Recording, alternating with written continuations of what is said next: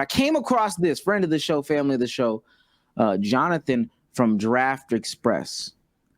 He came with a stat about the NBA. Interesting stat I came across while I'm researching which underclassmen might decide to come back to school this spring. Nearly half of these players picked in the top 40 of the 2020 and 2021 NBA drafts have already been, quote unquote, given up on by the team that drafted them. I'm going to read this whole thing. It will take some time to get a fuller picture of what 2025 draft class looks like. History suggests there will be several hundred college and international players entering their names in the 2024 draft in April, majority of whom will end up withdrawing at the NCAA and international deadlines in May and June to focus their efforts on the 2025 draft. A dozen of the players currently projected as first-round picks in 2024 were eligible to be picked in 2023, but elected to wait and attempt to better their standing with another year of seasoning, a decision that appears to have panned out richly for prospects like Kyle Filipowski, which get well soon, Donovan Clingan, Zach Edey, Kevin, these names. With the proliferation of name, image, and likeness deals, college basketball has become financially competitive with the NBA's non-guaranteed two-way contracts, making the decision of whether to develop in the NBA G League or via the NCAA much more complicated. The NBA has been increasingly cutthroat with declining team options or waiving young players on rookie scale deals. 34 of the 80 players, 43%, selected in the top 40 of the 2020 and 2020 NBA drafts already have been shown the door by the team that drafted them or were never assigned to a standard NBA contract to begin with more players likely to see that fate this summer. With the NBA introducing a second tax apron in the 2023 collective bargaining agreement while ushering in a new second-round salary cap extension, teams are increasingly under pressure to find value with their draft capital in the form of cost-controlled rookie contracts, likely leading them to seek out older, more proven commodities. I found this extremely interesting reading after, I don't know if y'all saw it was announced today on ESPN's boards, their mock draft boards. Bronny James is no longer on those boards. Good. I was not the noise. He has now been moved to 2025, and I'll show you what LeBron said about that in a second. But I mean, what are we thinking? What are our thoughts around what we just read? I mean, I'm trying to really grasp everything. I mean, it makes sense. Back, baby. College basketball is back. It's competitive. I don't know. I mean, I don't know if y'all have heard. I think we read it on here when the G League basically they might abandon the Ignite because of the fact that the NIL deals and everything like that kind of eliminated the need for what they see for the market in terms of getting players to develop in the G League and everything like that. So that was DCam right? Kind of crazy. DCam was right this whole time. Insane. He might have been. But I mean, I like it. I'm not gonna lie. There's a couple of players who reclassed or decided to take the name out the draft last year.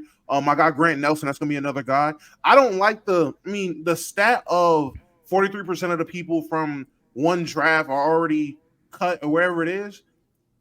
I don't think that. I mean, and it's not like it's trying to push a narrative. I just think that's on teams drafting bad. I don't think that has anything to do with if those players were or weren't ready. Teams just drafted bad. A lot of teams just draft bad. That's a big percentage to say it's just draft bad. I mean, I guess, but niggas end up drafting bad. If you tell me 43% of the players picked in the what? So the first round in the top 10, because it said the top 40 picks. So that's the first round and the first 10 picks in the second round. I could think this draft class alone, a second round pick outside of that threshold, who just re-upped and signed a deal. Teams draft bad. And I can go back and look at those drafts. Go ahead. If you talk about if you just bringing up one versus the field. Mm-hmm. Go ahead. No, go ahead. No, I'm about to say, and off the top of my head, I can't think of, and it said the 2021 draft class. I'm not going to act like I'm Mr. Basketball Reference and know that exact draft class second round. But if I'm pulling up right now. Can I find a guy that was picked outside the last, or AO is one of the guys. Isaiah Livers has a contract. Greg Brown has a contract. Like, that's three guys right there in the second round. On the outside, Delano Benton has a contract. That's another guy. All in the second round, outside of the threshold, this very draft, all that have contracts right now this year. Is that what they Aaron saying? Wiggins. They said the team that drafted them. Well, I thought they just said didn't have a contract. I'm sorry, I cut out a little bit while you're reading, but from what I gathered, from what I heard, it said guys that weren't re-up, guys that were cut or whatever it was from that draft. That was picked top 40, right? And is it truly out of the league or just being let go by the team that drafted him? Part of it is let go, but that's also some people would say that's the start of the revolving door. So what it says is 34 of the 80 players, 43%, selected in the top 40 of the 2020 or 2021 NBA drafts have already been shown the door by the team that drafted them, or were never signed to an NBA, a standard NBA contract to begin with more likely to see the fate this summer. Okay, so I misheard it. That's cool. I would just like to see out of like that percentage, how many of them like found another contract. Because from the outside looking in, it just seems like the main conversation is, yo, motherfuckers are getting out the league quick after they're drafted. But we know now with the NBA, this is the most mobile like era ever in terms of player movement. So you know, if they're being let go by the team that drafted them, but they're just being signed somewhere else, I don't necessarily read that as a bad sign as to what things are now. So I think to be honest, while it's very easy to like have head scratchers on certain draft class and maybe just those two, I'm gonna be blunt. I think in several arguments we have about the floor of the NBA being raised, I think that's what these teams are realizing too. They're like, you know, why do I need to settle on this guy? He might be something good. I don't see superstar at all. Fuck him. I'm going to go ahead and sign another little bit more proven, but still young 24-year-old, 25-year-old player who I think we've seen in NBA games and has more upside there. So Souls is right. I wish we had a stat to see, or if they do have a stat, who is getting that second opportunity versus just completely being obsolete and out the league. But I think as to why it's happening, if I had to just make a guesstimation, it's because there's like the floor of the NBA is raised so much so where there's more names to be signed that aren't just rookies, sophomores, and juniors even that you want to give second and third chances to, especially if you have film of them in the NBA versus film in college. You know, we talk about job preparation in the U.S. a lot, and people be like, oh, you know, you get a degree. Degree doesn't even prepare you to get a job. You know, it doesn't even teach you to get a job. You learn about your job when you get on your job. Why? It's crazy because that's also applicable to the NBA, I feel. Development in middle school is trash. Development in high school is trash. Development in AAU is trash. And then when we dove deep into the one and done system, that development was trash because it wasn't any development. At any of these stops, it was never really any development. You get your skills trainer who teaches you to be some on-ball dominant guy, you know, no matter how tall you are, no matter what skills you have, no matter what. And then for high school, they just let you run wild, of course. Middle school, same thing. AAU, same thing.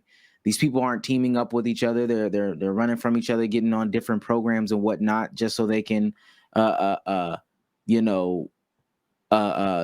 lower comp so they can get some of these things off that they'll never do. Then they get to college knowing that it's a rental. They don't even get books. Them niggas know they don't get no books. They ain't gonna be there for that long for the book to matter. Don't even worry about me. And then you go into the league and you don't know what you're doing. You don't know what you're doing. The only difference between something like this and I know people are going to hate it. I'm ready for the comments. I'm ready for the backlash. The only difference between like this and the WNBA is that there's more chances for you to fail and bounce around here. But none of them are prepared. So people say all the time, oh, why is this WNBA player, she was great in college, why she overseas now or she's not playing in the WNBA? It's not enough spots. But the same thing happens in college. I mean, in the pros, in the NBA, I mean, they bounce around. And it's because nobody's ever developed them. And I will say one thing that does happen, and Steve Clifford even hinted on this, in the process of having these guys bounce around and before you realize they're not good, this happens. Steve Clifford, the NBA is full of all these guys They play because we drafted them 6th, 7th, and 8th, and we don't want to say, gee, we might have made a mistake. And by the time they're 23, they're gone, and 2 more coaches got fired.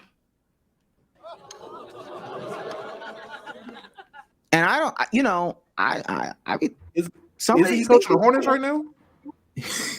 That's the Hornets coach. That's a lot. Says a lot. I think, yeah, trust me, he's fought for his life so much over the past couple of years. But what he's saying is true, because I mean, we've had the coaching conversation 50 times, but I don't want to be.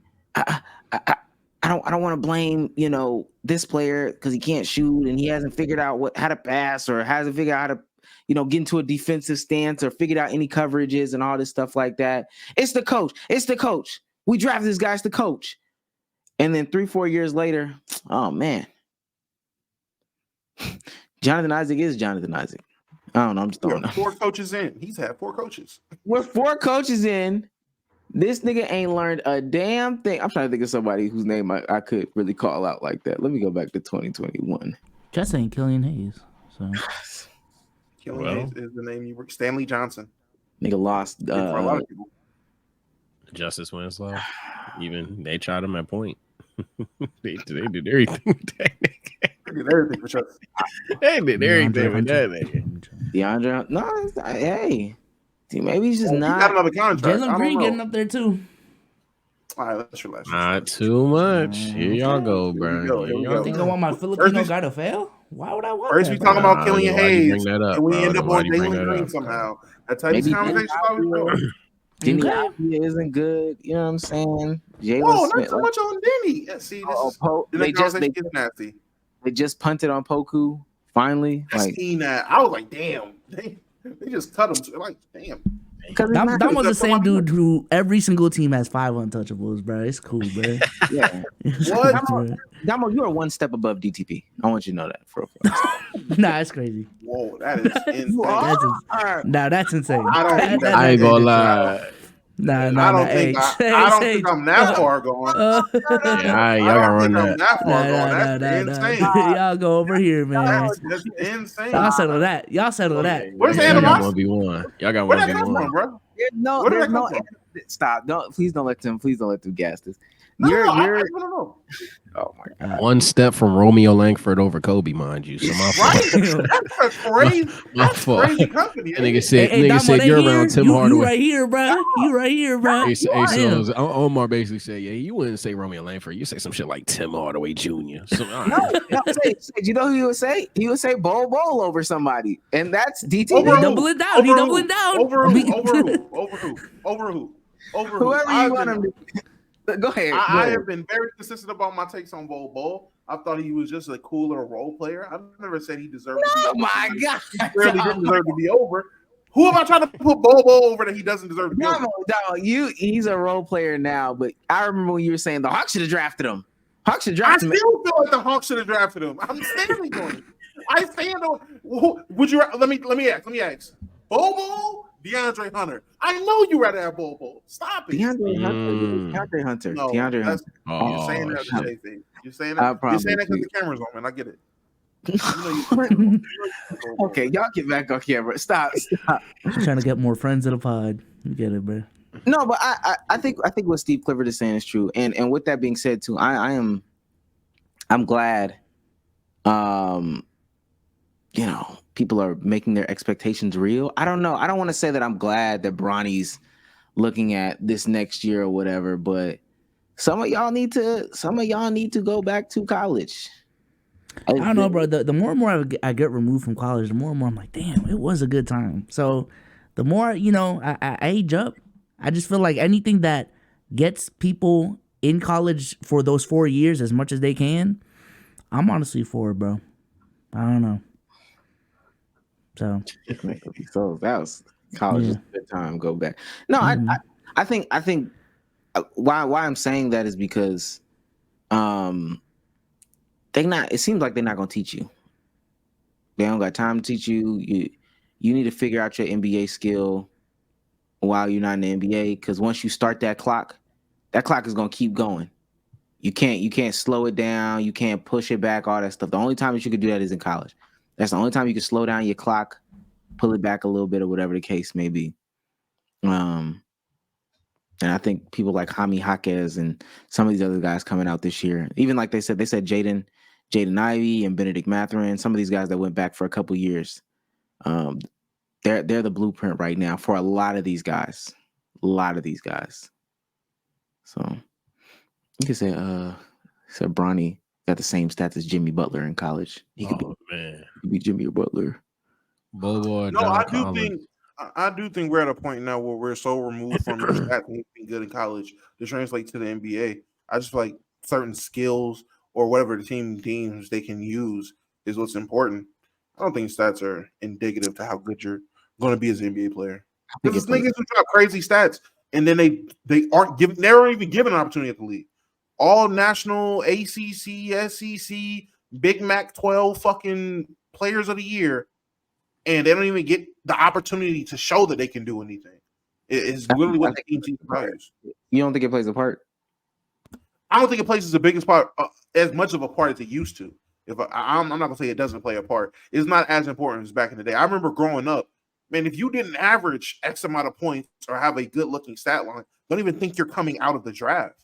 Like I can't remember a time where, and maybe Jimmy Butler would be the outlier, but I can't remember too many players when I was in late middle school, high school, that you would be considered an NBA prospect if you were having a mid-college collegiate career or season.